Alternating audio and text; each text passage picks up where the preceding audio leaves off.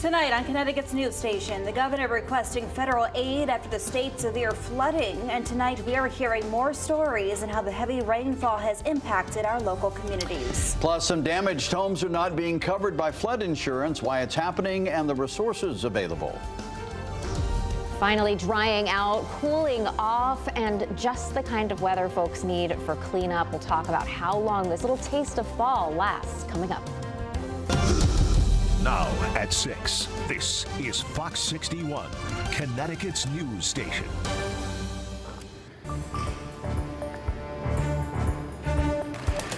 Well, the cleanup continues in communities across Connecticut after catastrophic flooding. Today, the governor requested federal assistance for several counties impacted. Good evening and thanks for joining us for the Fox 61 News at 6. I'm Brent Harden. And I'm Bridget Bjorlo. Governor Ned Lamont is asking President Biden to declare a federal emergency for Fairfield, New Haven, and Litchfield counties in response to the historic rainfall we saw over the weekend. The governor is requesting direct federal assistance to provide restorative efforts. Now, this includes a request for the U.S. Army Corps of Engineers to provide support for repairing of dozens of bridges, dams, and other infrastructure. It also calls for relief for the Environmental Protection Agency. This in response to the numerous oil tanks, propane cylinders, vehicles, and vessels that are floating right now in multiple waterways. Lastly, the governor is requesting assistance from the Federal Highway Administration for the dozens of destroyed and compromised state roads. The cleanup continues in Oxford tonight as neighbors begin to rally around those who lost everything to the rising waters. And that includes one single mom whose entire home fell into a nearby river. Fox's Julia LeBlanc takes us to East Hill Road, where family, friends, and strangers are stepping in to help. I know, I do it. What used to be a dream home for Randy Marcusio here on East Hill Road in Oxford. Bought it on Mother's Day 2 years ago. Is now flattened in a pile of rubble in a nearby brook. At no point did we really ever think the whole house was going to go at all. Marcusio says the whole thing came crashing down Monday morning after hanging by a thread during Sunday's storm. Before she left, she grabbed a teddy bear for her 3-year-old son. There's no words. It hurts my heart for my son because he loved it, you know. Now her friends, family, and strangers are combing through the water, finding mementos like pictures of her son, his toys, and her late mother's wedding photos, wishing she had more to remember her mom. Her hairbrush, Jesus. But, you know, what are you going to do? I got my son. Neighbors who heard what happened on Sunday. Yeah, I heard her. Yeah, I could hear her scream, crying. It was sad. Offering their time, money, and shelter, like Caitlin Mullen, who told Marcusio she and her neighbors are here if she needs them.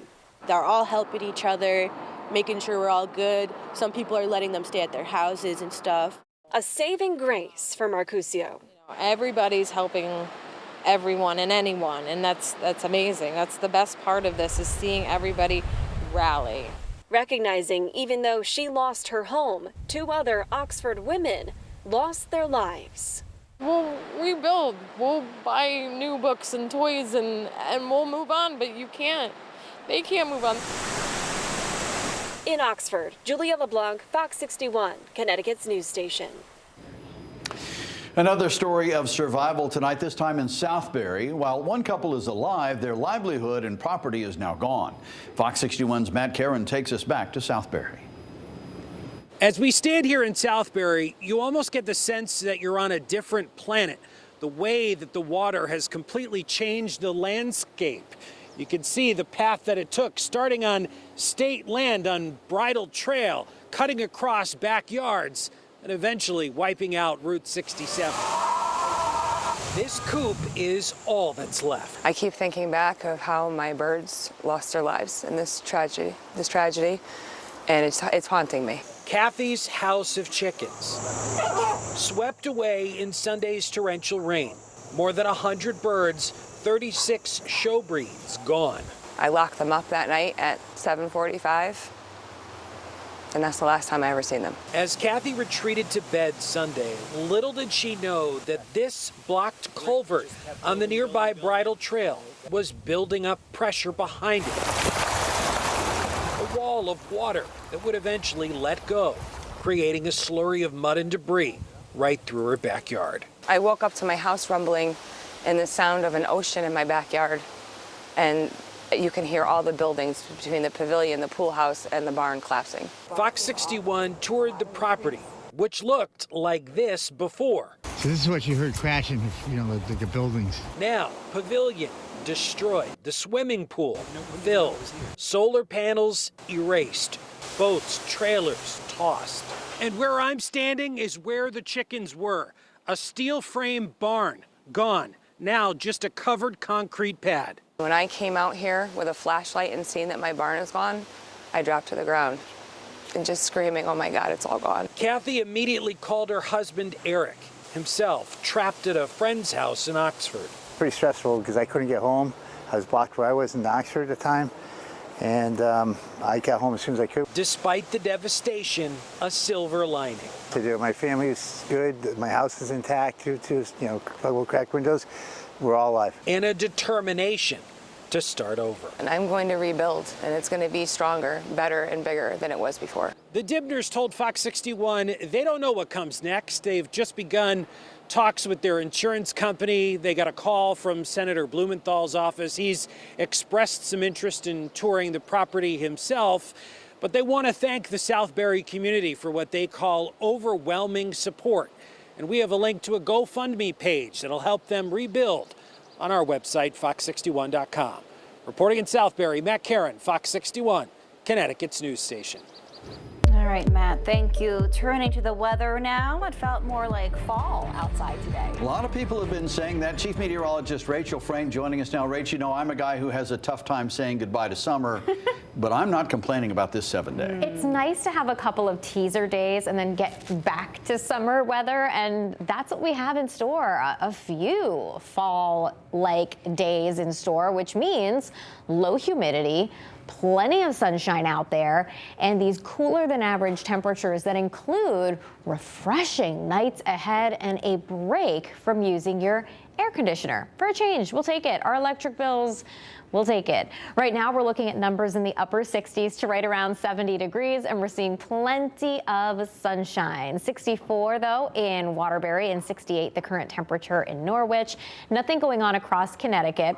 There's a few patchy clouds out there. After battling some during the morning, we did break for sunshine. And I think tomorrow we'll start with sun, and then we'll see clouds bubble up in the afternoon. So it'll kind of be the reverse. There is a slight chance for a shower or sprinkle tomorrow afternoon. There's a cold whirlpool of air above our heads, and it has triggered a couple of showers in northern New England, and we might get a little taste of that tomorrow. It's really the only chance for showers we have in the forecast the next few days. So we'll take that improvement and run with it. By the news at 11, temperatures are close to 60, and overnight lows will drop back into the 50s for most of the state. The 40s for some of our cooler spots and outlying areas. Check it out, 49 in Waterbury and Windham, 53 for an overnight low temperature in Hartford. And tomorrow, again, lots of sun in the morning, more afternoon clouds, isolated shower, and highs in the upper 60s to right around 70 degrees. We'll talk about a weekend warm-up coming up. Okay, Rachel, talk soon. Thank you. This weekend's extreme weather is prompting home and business owners to reassess their insurance policies. Some home and business owners were surprised to learn their insurance policy does not include coverage for flood damage. You need a separate policy. And many storm victims are learning the hard way of how critical those plans are when severe weather hits. The water just came in so fast, there wasn't anything we could do. We tried to protect the building, but the water burst in our garage doors, our front doors, and now we just have to deal with it. For small business owner Justin Harding, it was a race against rushing water to get his customers and crew out of Boar's Nest Bar in Oxford Sunday when historic rainfall led to this. It took us about 5.5 hours to get in here and rescue them, and then the roads collapsed on our way out. Thankfully, everyone inside got out alive, but it's a long road ahead before the floodwater is cleared and the pub reopens. We'll be lucky if these roadways are open by Christmas at this point. We can just do what we can do and get back up and running as fast as we can. Like many home and business owners in Western Connecticut, they're discovering that their insurance policy does not cover flood damage. Insurance isn't helping. They won't pay for any of the damages, so We're on our own. In Connecticut, customers must sign up for a separate flood plan through a private insurer or the National Flood Insurance Program, which takes 30 days to kick in. And as Gerard O'Sullivan with the Connecticut Insurance Department notes, it's not worth the risk to go without. And I think this weekend showed us that even homes that are not in a flood zone, it does happen. They're saying that this is a 1 in 1,000 year storm, but you certainly hear that quite a bit these days. But for those who've skipped flood coverage, home insurance plans might still offer some relief. Anything that would be wind-driven rain, the ground has gotten so saturated that there's been some trees falling, damaging homes. That could be covered under the homeowner's policy as well. As for Harding, he's leaning on the community to help get him through. He hopes to raise $50,000 in a GoFundMe to cover his repair costs and plans to give anything above that to other businesses in need. It's not just us. There's a lot of businesses, a lot of people that lost their homes, lost everything they own. So sure, we need some help, but we're doing all right. There's people that need it a lot more than we do. So to recap, if you have any wind-related damage, file a claim with your home insurance policy, and there is a good chance it will be covered. If your car was damaged and you have comprehensive auto coverage, that will also qualify. And for those who've experienced flooding and don't have flood insurance, you still can receive some compensation. Governor Ned Lamont is in the process of asking FEMA to declare a major disaster, and this would offer financial support for home and business owners. But you do need to document your damage with your town's local emergency management office to be included in that relief, and you are asked to do that as quickly as possible. Stay with Fox 61 for the latest on the catastrophic flooding impact, and be sure to download our free Fox 61 News app and our Fox 61 Plus for the latest forecast. We're following breaking news in Brantford right now, where the bomb squad is being called in after a bomb threat was made at the Blackstone Memorial Library. Police say the library has been evacuated. New Haven's bomb squad is keeping several surrounding streets closed off for everyone's safety as well. We'll keep you posted with any new information as we get it. Well, new tonight, Plymouth police investigating after responding to a call for a potential drowning. Police say they responded to a home on Magnolia Lane just after noon. A young boy was treated on scene and taken to the hospital. His age and the extent of his injuries are unclear right now. The investigation is ongoing. And a Connecticut man pleaded guilty today to assaulting law enforcement with a weapon during the January 6th insurrection. Richard Markey of Wolcott is accused of beating police officers in the head and face with a police baton, his fists, and a wooden pole. Prosecutors say he struck the officer with such force the wooden pole snapped. Markey is set to be sentenced in December.